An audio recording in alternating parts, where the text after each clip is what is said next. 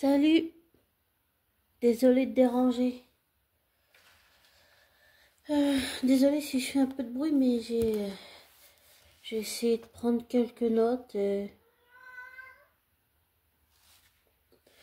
je m'excuse si on entend mon chaton adoré dans le fond, mais il est pas content parce que j'ai fermé la fenêtre. Je lui ai dit que j'allais faire un audio.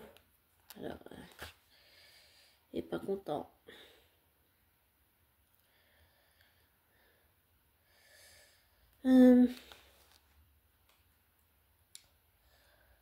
J'avais envie, j'ai pris des notes un peu sur ce que je pensais de cet acteur. Et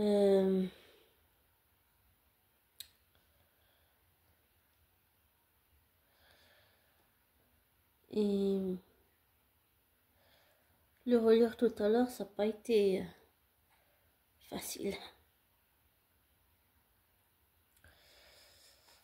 Mais c'est un peu... Désolée si je fais du bruit avec mon cahier. En fait, c'est un peu mes... Comment expliquer ça? C'est un peu mes pensées sur cet acteur. Et en fait, j'ai fait ça, c'est comme pour des notes, parce que sinon, à chaque fois que je parle dans tous les sens, et puis j'arrive pas à cadrer. J'essaye une nouvelle technique où j'ai tout écrit ce que je pensais de cet homme. Et si jamais ce n'est pas Tom Hiddleston, là, c'est un autre acteur. Écossais, originaire de Glasgow, n'est-ce pas? J'ai essayé cette nouvelle technique. Je sais même pas si ça va marcher, mais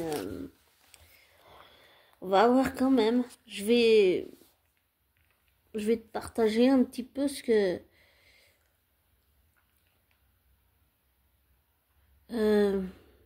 oui, ce que je pense de lui, mais j'espère pas m'égarer. J'espère suivre, disons, tout ce que j'ai écrit et pas partir dans tous les sens. Désolée si je fais pas de mon mieux, mais j'essaie quand même de faire de mon mieux. Je sais, je suis contradictoire dans ce que je dis, mais voilà. 2 minutes, je vais juste boire de l'eau.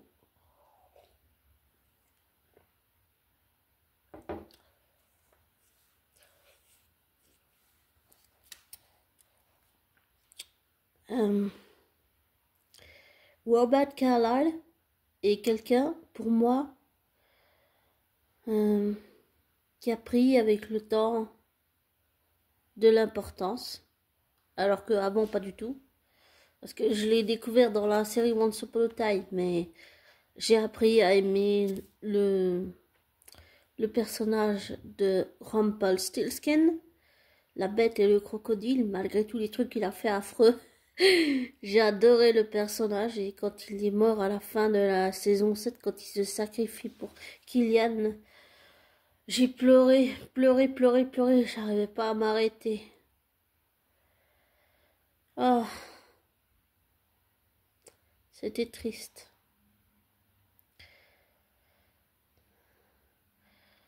Et puis avec le temps, et puis les années,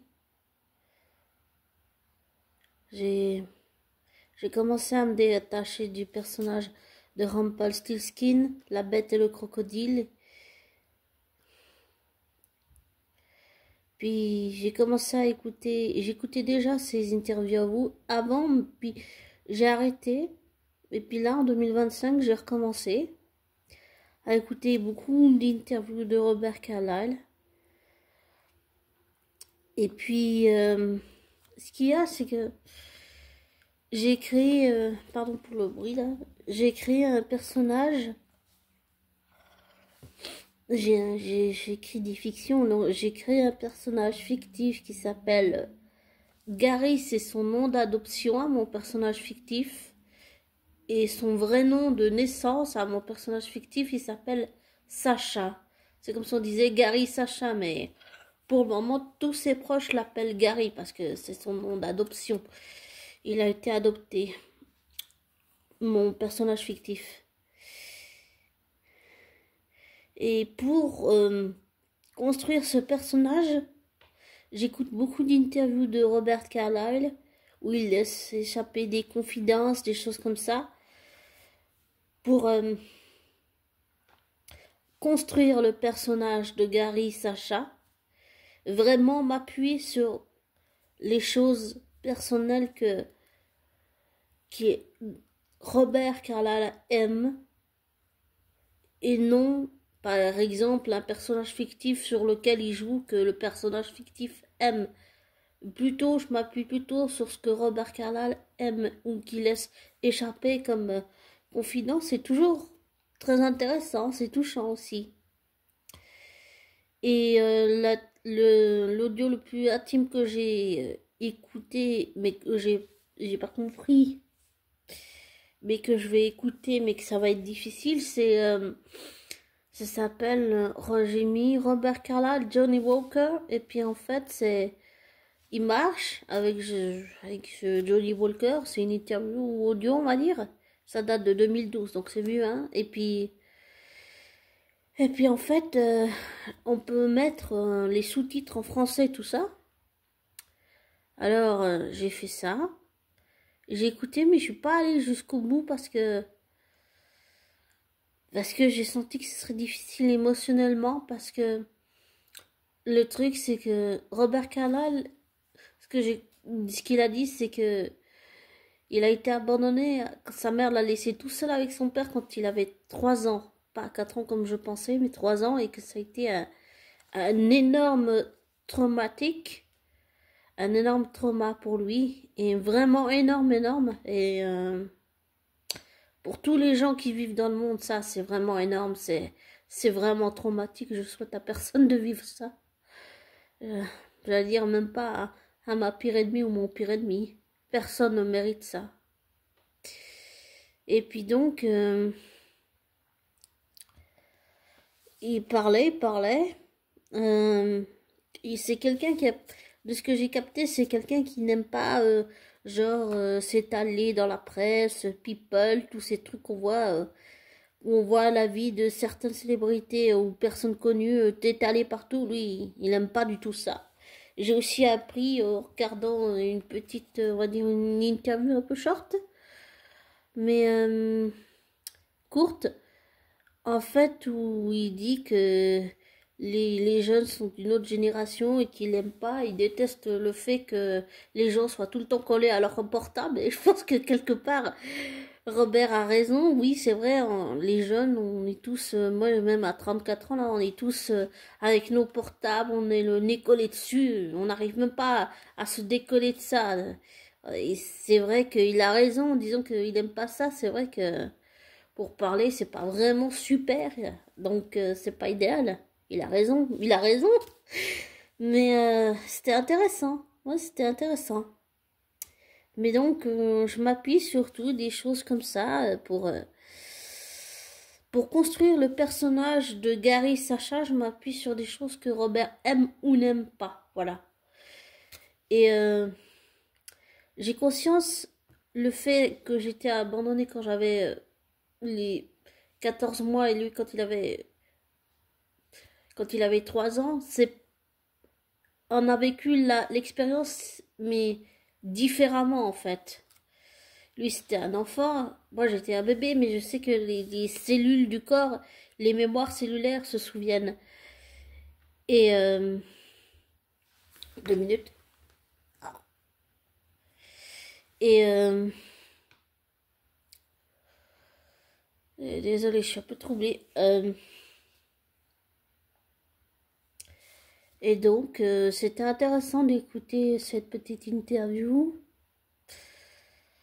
que j'ai trouvée dans... Comment, tu sais, c'est des vidéos, en fait, tu fais un truc, je sais plus comment ça s'appelle, un truc short, ou je sais pas comment ça s'appelle comme interview, mais c'est un truc tout court.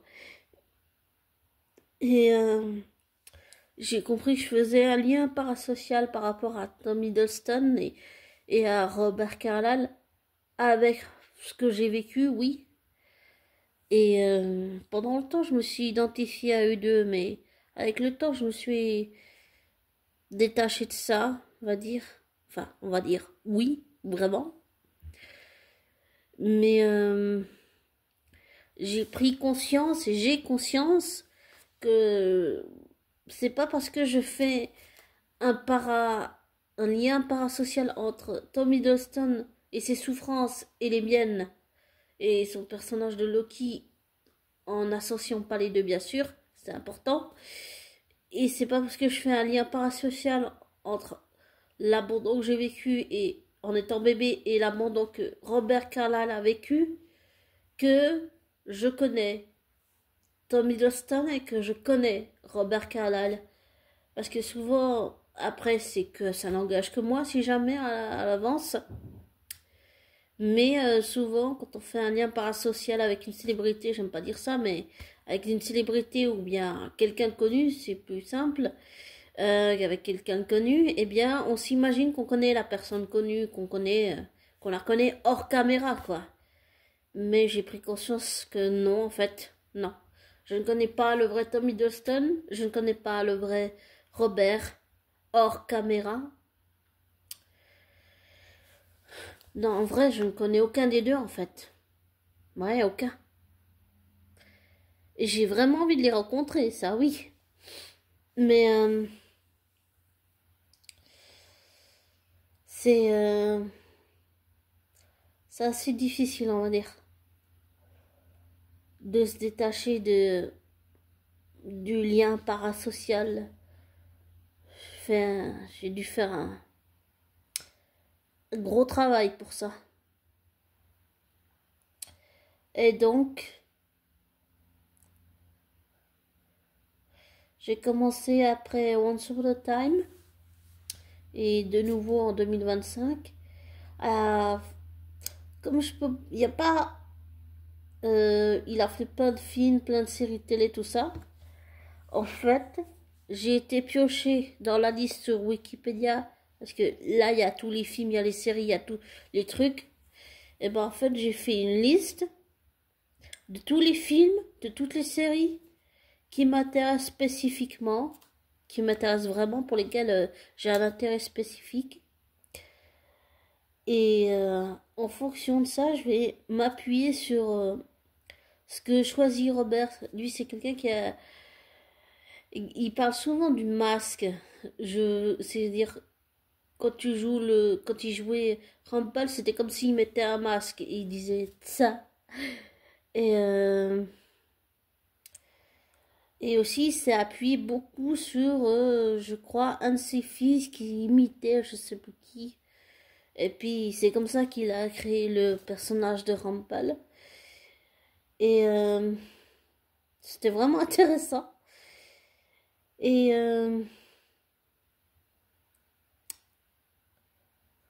j'ai vraiment fait une liste des films, trucs qui m'intéressaient, et séries télé, tout ça, qui m'intéressent sur lui. J'ai fait ça. Et il y a aussi autre chose qui me touche chez Robert Scarlett et Tom Hiddleston. Enfin, un tout chez les deux.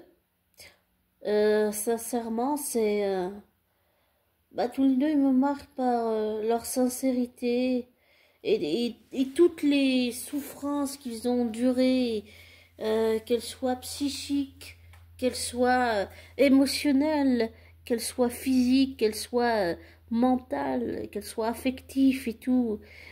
C'est ça, oui, je sais pas, ça devrait pas, mais ça me touche vraiment beaucoup ce qu'ils ont duré, parce que ce qu'ils ont duré, c'est, j'allais dire, personne ne voudrait vivre ça.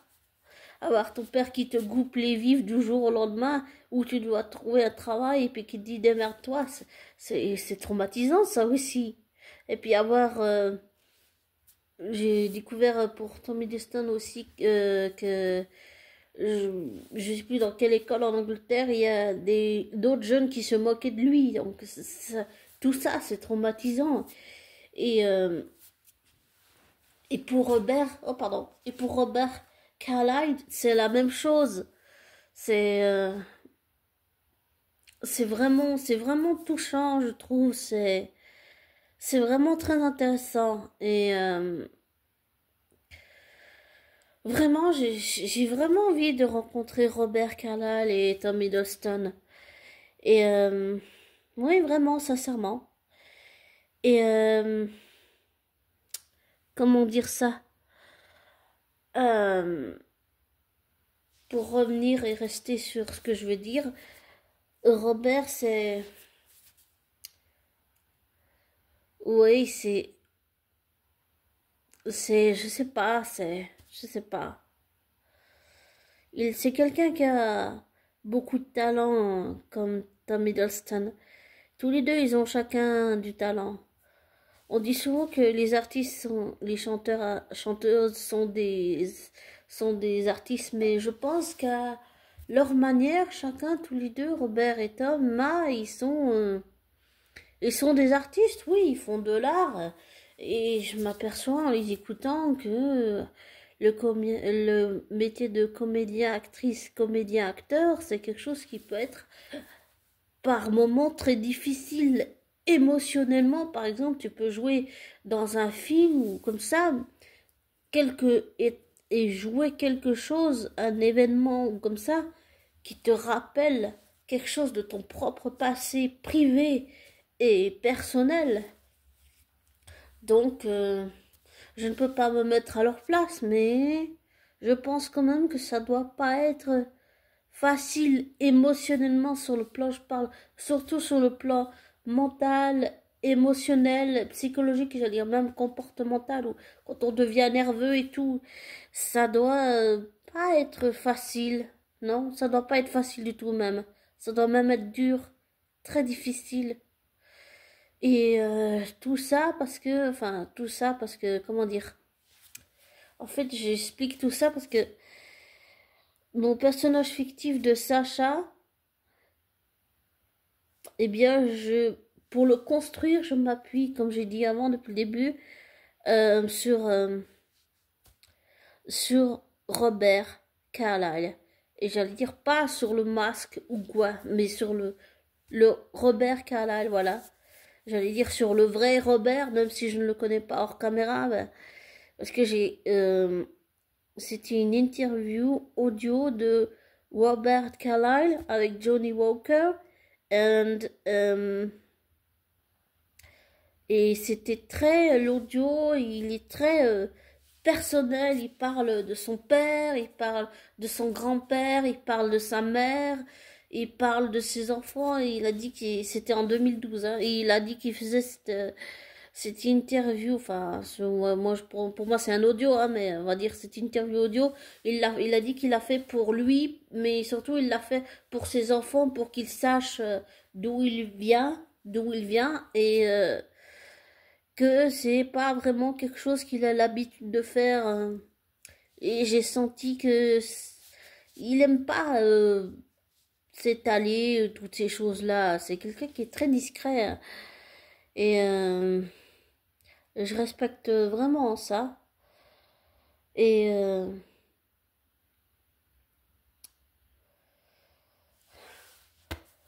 j'ai j'ai vraiment envie de chacun les rencontrer un jour, oui, bientôt, je sais pas quand. Mais j'ai vraiment envie de les rencontrer. Et je me demande même si un jour Robert pourrait pas apprendre le français. Ce serait cool. Ce serait plus facile pour parler avec lui. J'ai appris que Tom Hiddleston, il parle aussi le français, il parle aussi le langage des sourds. Et c'est très intéressant d'ailleurs. Mais je dis ça parce que je pense que ce serait plus pratique pour parler avec lui. Et ouais, c'est... Je sais pas comment expliquer, mais chacun à leur manière, ils ont quelque chose de spécial pour moi. Je sais, c'est un peu nunuche, cucul à praliné, et idiot de dire ça, mais pour moi, Robert et Thomas, ils ont chacun quelque chose. Je sais pas, ils apportent quelque chose. Et même si on peut croire que ils ont rien changé à ma vie, c'est tout le contraire. C'est tout le contraire. Ils ont changé ma vie d'une certaine façon. Chacun m'a influencé, oui. Mais c'est comme si, pour moi, c'est comme si ils m'accompagnaient d'une certaine façon depuis que, depuis que je les ai découverts. Oui, mais il m'a vraiment, pour moi, et il m'accompagne, oui, il m'accompagne depuis que je les ai découverts et ça me fait très plaisir de faire de la route avec eux, chacun de leur côté, mais j'ai j'ai vraiment envie de les rencontrer, oui, vraiment, sincèrement. Mais je sais pas, pour rester sur Robert, euh, je sais pas, peut-être aussi c'est dû au fait que le père de mon père, donc mon père adoptif avait son père, donc mon grand-père, il s'appelait aussi Robert. Alors je sais pas si peut-être je fais transfert, mais il me fait penser à mon grand-père, je sais pas pourquoi. Mais j'ai j'ai vraiment beaucoup de respect pour Robert et Robert Carlyle et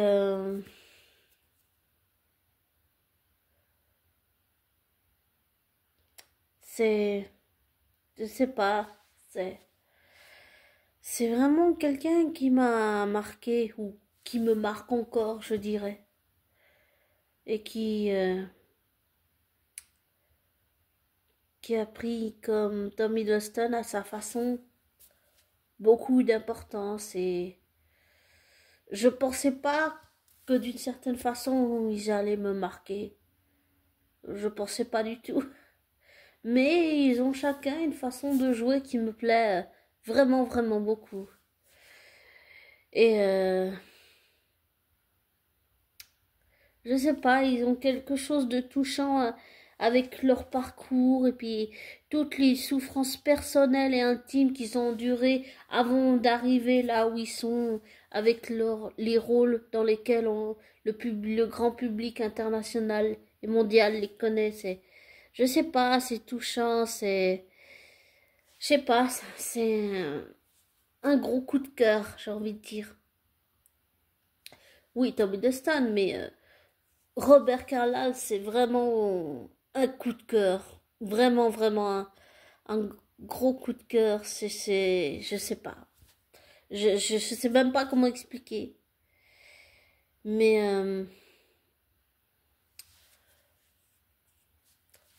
mais je sais pas, ils sont touchants. Ils jouent bien leur rôle quand ils interprètent des personnages. Et